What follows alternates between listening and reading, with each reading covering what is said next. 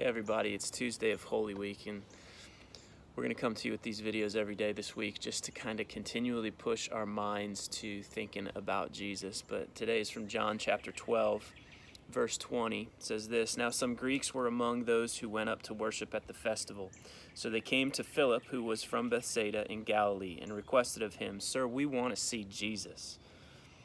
Philip went and told Andrew, and they both went and told Jesus. Jesus replied to them, 'The hour has come for the Son of Man to be glorified. I tell you, unless a grain of wheat falls to the ground and dies, it remains by itself. But if it dies, it produces much fruit. The one who loves his life will lose it, and the one who hates his life in this world will keep it for eternal life. If anyone serves me, he must follow me. Where I am, there my servant will be also. If anyone serves me, the Father will honor him. Now my soul is troubled. What should I say? Father, save me from this hour? But this is why I came to this hour. Father, glorify your name.' Then a voice came from heaven. I have glorified it, and I will glorify it again. The crowd standing there that heard it said it was thunder, and another said, an angel has spoken to him. Jesus responded, this voice came not for me, but for you. Now is the judgment of this world. Now the ruler of this world will be cast out. As for me, I am lifted up from the earth, and I will draw all people to myself."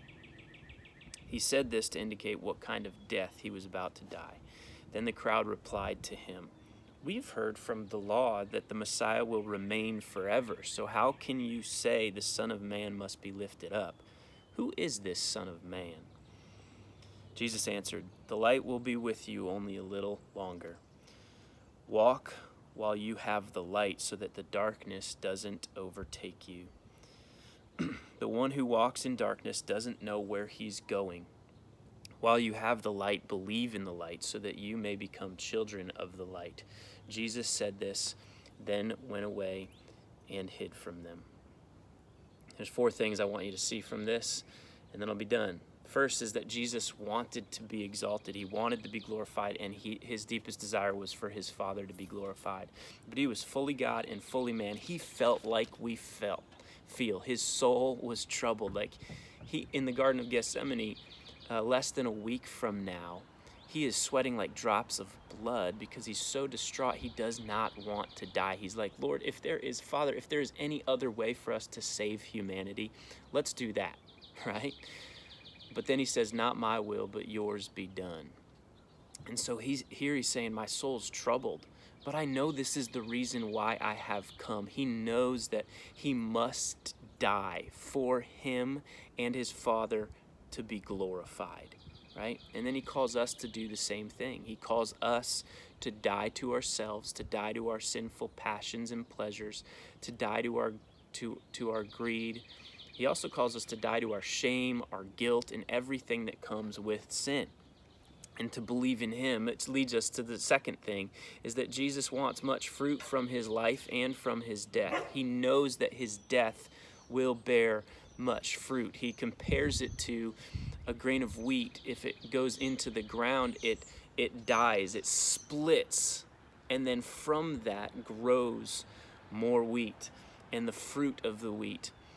And Jesus is saying that he has to die to bear the fruit of our souls, right? Because when we believe, that's the fruit that Jesus' death on the cross has bore, our soul in eternity with him forever. Number 3 is that he would be lifted up from the earth in order to draw people to himself, and to cast out the ruler of this world. He would be lifted up from the earth.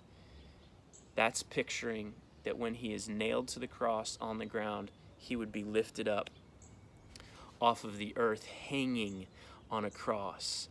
In John 3:14, it says, even as Moses lifted up the serpent in the wilderness, even so should the Son of Man be lifted up. The Son of Man is Jesus. And he's remembering back in the history of the nation of Israel when snakes came among the people, and whoever the snakes bit, they would die. But then God told Moses, I want you to make a pole with a bronze serpent on it, and whoever looks at that serpent raised up on that pole will live.